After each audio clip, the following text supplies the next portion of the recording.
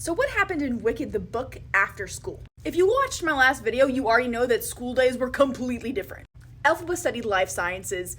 Madame Morrible did not like Elphaba and really liked Glinda. Nessa Rose came after Elphaba had already been there for 2 years, and instead of being in a wheelchair, she didn't have arms. Nanny was human and a really, really big character. Elphaba was specifically helping the Dr. Goat. Dr. Goat got full-on murdered. Elphaba didn't have magic, didn't like magic, and just wanted to focus on science. Bach was Elphaba's best friend, and because of the sexism, he was the only one who could access the library, him and his two friends, in order to help the Dr. Goat. He had a crush on Glinda, they kissed once, but Glinda wouldn't be with him because he wasn't a banker and he was a Munchkinlander.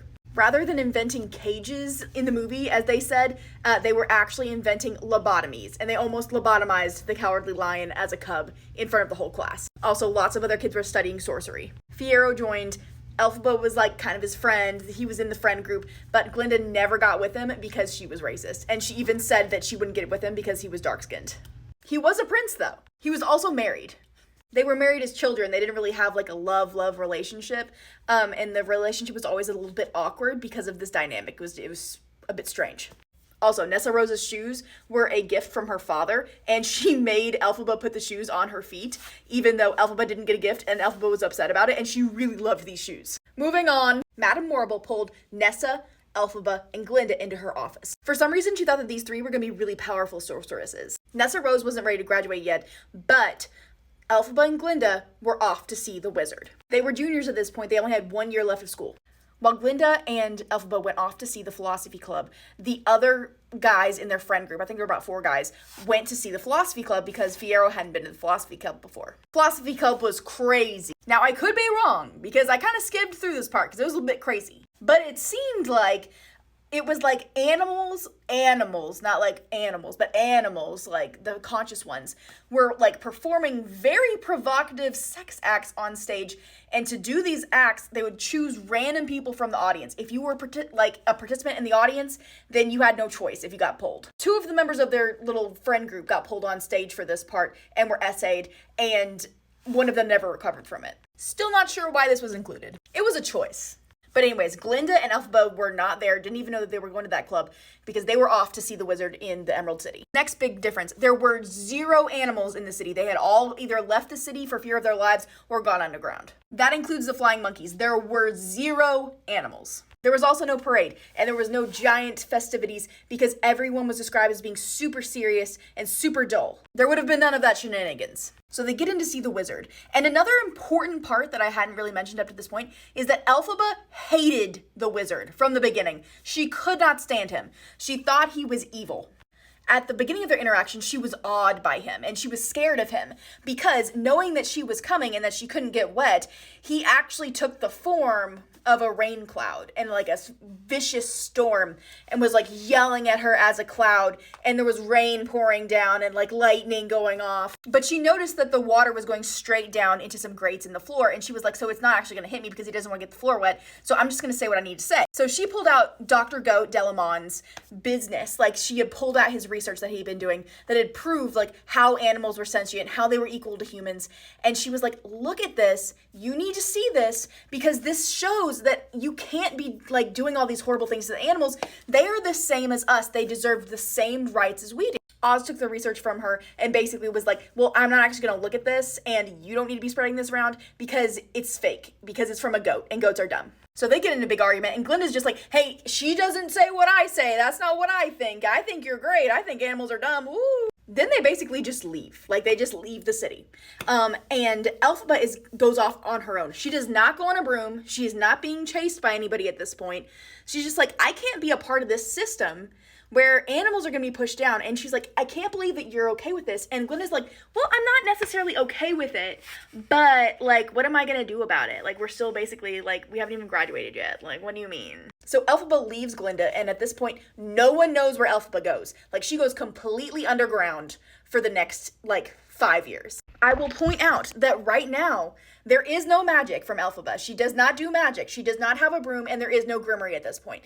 The wizard never had the grimoire. The reason that Madame Morrible even wanted Elphaba and Glinda to go there is because she was basically the one who was sending recruits to Oz so that they could be powerful overlords for Oz. Back at the school, as I said, no one knows where Elphaba was, including her sister. Her sister is so distraught by this, she feels completely abandoned because Elphaba was like basically her caretaker. Even though in the movie she's like, I don't want a caretaker. I don't need a caretaker. No, Nessa Rose wanted Elphaba to wait on her hand and foot in the book. In order to make up for Elphaba being gone, Glinda enchanted Nessa Rose's shoes, which were already like prone to magic, like they were very conductive of magic because of the material that they were made of. And so they turned into some really awesome shoes with some really awesome properties, which made Elphaba want them even more later. 5 or 6 years go by, and all of them have graduated. Fiyero is working in the capital, and so is Glinda, but like, we're not worried about Glinda right now. Glinda has been married off to some guy that she only married because of his title, and she's very happy with this. Fiyero is walking around town one day, and he sees a nun that looks an awful lot like Elphaba. Ironically, he had gone to the cathedral in order to pray to the shrine of Saint Glinda. Obviously, because of the green skin and the mannerisms, Elphaba is very easy to identify. And so he's just so shocked that like no one has seen her at this point, but he just randomly finds her at a church. Keep in mind that Elphaba is not religious and her father is a unionist preacher and like her sister is a zealot for that religion as well. And so it's just a really weird place to find her. Sounds like the perfect place to hide to me. So Fiyero goes up to her and he's like, oh my gosh, Elphaba, I can't believe it's you. And she's like, I don't know you. You must be mistaken. But he keeps going at it. He's like, come on, please talk to me. I know it's you. I know it's you. Look at you. You're green. And she's like, I'm busy. How about we meet for 10 minutes after my shift? And he's like, fine. But Fiyero is smart, and so he knows Elphaba, and he knows that, like, as soon as her shift is done, whatever her shift is, she's gonna try and leave out the back. And so he goes and he finds another worker, and he's like, hey, is there a back entrance? Is there a way to leave, like, out the back that anybody else uses? And they're like, yeah, here it is. And he's like, okay. And so he goes out that entrance so that he can hide and wait for her to leave. Like, 15 minutes later, Elphaba leaves out that door that he knew that she was gonna leave through. But he knows that Elphaba, whatever she's doing, isn't gonna want to talk to him in public. And so he follows her through the streets. Like, he's, like, very sneaky, and he says that he's really good at it because of his hunting skills, because of like the hunting that he had to do to survive when he was younger. So we end up at this really dilapidated little hole in the wall, and that's where Elphaba is staying. She has a little cat named Milky. It's pretty cute. She's like, I cannot believe you followed me here. What do you want? Fine, come in for 30 minutes. Where you followed, you better not have been followed because I haven't been caught yet,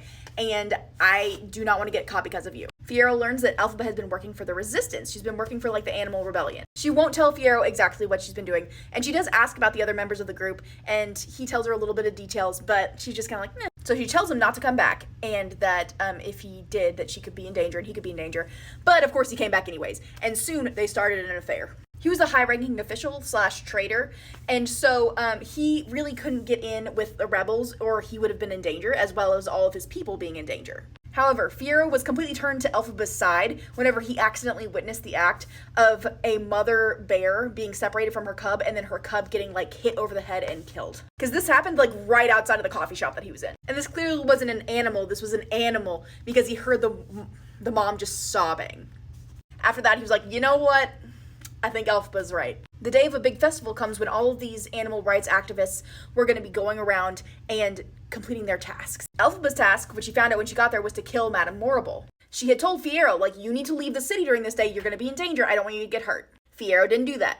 Elphaba couldn't complete her task for some reason, and so she returned back to her home, and when she returned home, she found Fiyero's body. He had been brutally killed. Elphaba loved Fiyero, like loved him with her whole heart and soul. And so as soon as she saw this, she became so distraught that she didn't know what to do. She was covered in blood. She tried to patch him up. It did not work. He was gone. She found her way back to a different church, and they kind of took her in off of the street. And turns out, like, when she was there, they realized that she was pregnant. We find out later that it was Fiyero's baby! Elphaba's in this complete funk for a whole year. She doesn't even know she's pregnant. She doesn't know that she gave birth to the baby. But she is treating the sick that are being brought in because there's diseases spreading around and there's famine and there's all kind of problems. One of the people that she treated and helped to their end of life was her old friend from school that had been essayed at the philosophy club. He used her name and treated her as a real person, and so it kind of like slowly drew her out of her funk and made her become a person again.